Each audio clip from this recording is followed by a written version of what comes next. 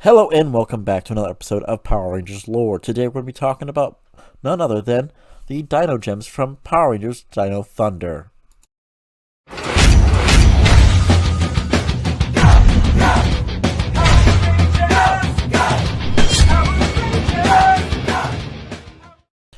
Now, the Dino Gems are a curious,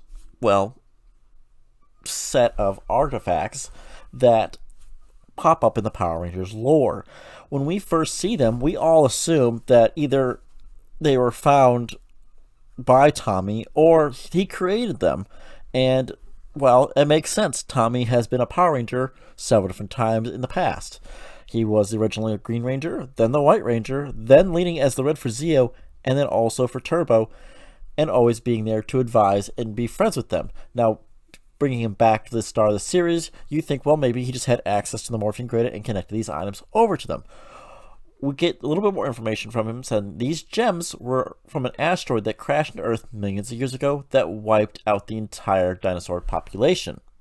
Now, that is all we get from the entire show, and we have no idea at all what other connections to the morphing grid they had. We assume that, that they hit the Earth and they just always had this connection, which is true.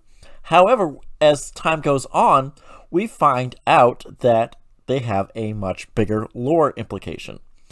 Now, when we watch the original show, all 38 episodes of Dino Thunder, they're always there. There are 5 gems total: the red, the yellow, the blue. Then later we find out the Black Ranger, and then also the white one.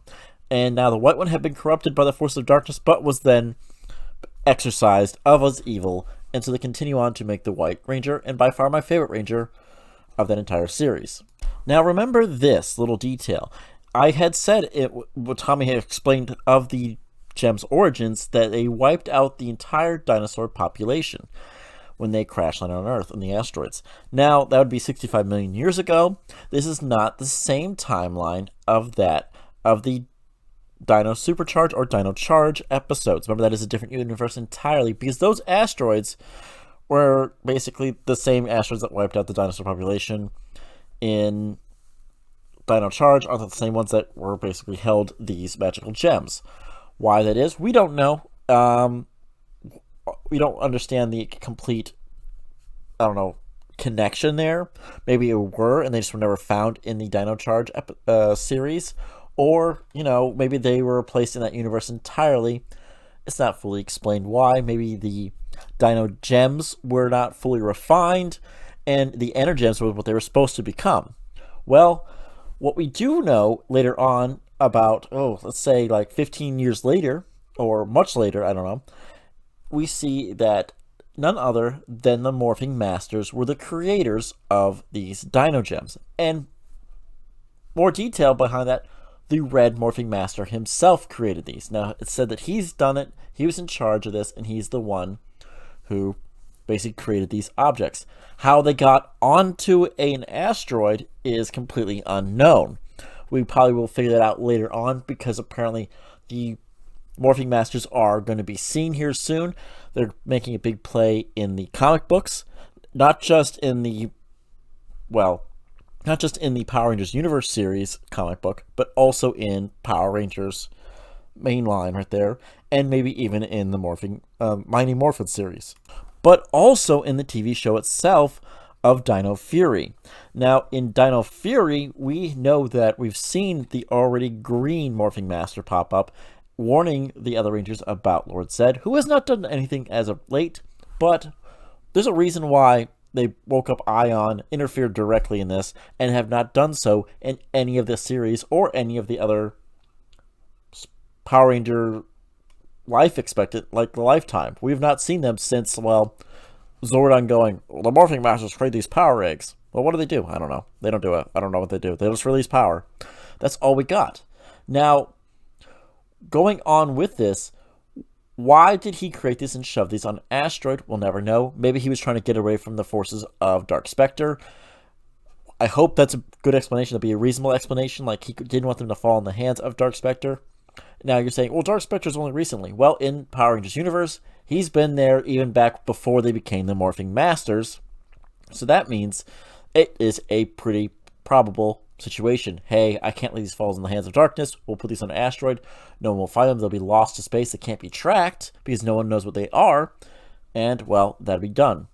Now, when Tommy found these, he found these in a meteor that crashed on the Earth. He basically dug them up and he hid them, knowing what basically, oh my gosh, these have connections to the morphing grid. He's the perfect person to know these connections and go, in the most irresponsible hands, we could be either be dealing with the darkest of Rangers, or we could have the greatest of superheroes. I have to hide them to make certain that they just don't fall into anybody's hands. However, is it just 5 of them? We're not 100% certain. And you're all also, I forgot to tell you exactly the reason why we all know this information. Well, in the newest series, Season 1 of Dino Fury is explained when Zato, the Red Ranger, touches his hand to the Ninja Nexus prison and basically has a mental connection with it. If you don't know anything about this, the Ninja Nexus prison is sentient to some extent. We don't know exactly what its whole purpose is, but it has a direct connection to the morphing grid and shows him essentially all the objects that was created by the Morphing Masters. Now, the Dino Gems were one of those things and is really epic to be seen by that. However, are there other ones? Are these this universe's versions of the Energems? I don't know. If so, that'd be fantastic. I want to see the other colors if that is. Or were these unrefined and we never got any full detail of the Energems themselves? Because these look like unrefined jewels, while the Energems were full, all cut in the same shape, just different colors, and had basically gold bands around them to contain their powers. Now, from that, we don't know much more else besides that. After everything went to hell in a handbasket against Mesogog, it is believed that they are all depowered currently. However, that does not mean they cannot be reconnected in the past or in the future. Because while that is a major thing, it's not hard to recharge something with the morphing grid energy, especially when it's been liquidized form. Also, there's many ways they can explain this. Morphing messages show up, they go, blah, blah, blah, it's reconnected, there you go. Also, through time travel ways, you can always bring them back, connecting like they just forgot, wiped away their memories, like SBD Rangers did, but you never know. Also, there is something else here. And that something else is the Triassic Ranger. Now, you're going, well, that was Connor. Well, actually, it had to be someone else before Connor, because it existed before Connor. It had its own Zord. It was just laying dormant behind a waterfall for apparently 65 million plus years, waiting there. Now, it gives him access to another dimension known as the Triassic dimension. However, I doubt that. I think it was the Red Morphing Master who created that weapon as an additional thing, or as another Ranger processing, or a final upgrade just in case things went to crap. As the Morphing Masters usually see, hey, the Dark Spectre, he's a big threat. We have to have additional powers, though normal powers aren't going to always crack it. So here's the upgrade. Now, was the Triassic Ranger his own supposed to be a thing that give it to a 6th person, or was it just meant to be for Connor calling out to him? We will never actually know, unless they specify in the comics that it was. I would love to see more of this. I want more information on this, and, well, I hope we get more information soon. Thank you guys for joining us on another episode of Power Rangers Lore. I hope you enjoyed this. I hope we get more information soon about the Red Morphing Master and his other creations, and I'll be going over a few other key details and villains here soon for you guys. The reason I have not touched the Dino Fury monsters and heroes yet, it's not quite done, and I want to do a full synopsis rather than stopping and then 6 months later doing another video for you guys. Thank you guys. Have a good one, and may the power protect you always.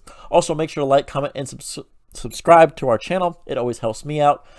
And, well, I just want to make sure that you guys are always getting what you guys want. Also, we're doing giveaways every week from now till the end of time until I get out of stuff. But I have a bunch of signed product to give away to you guys. Right now we're doing a Power Rangers Black Ranger from the movie, signed by Johnny Young Bosch. And I hope you guys enjoy it, guys. Thank you very much. All you have to do is comment in that video. So, be safe, guys.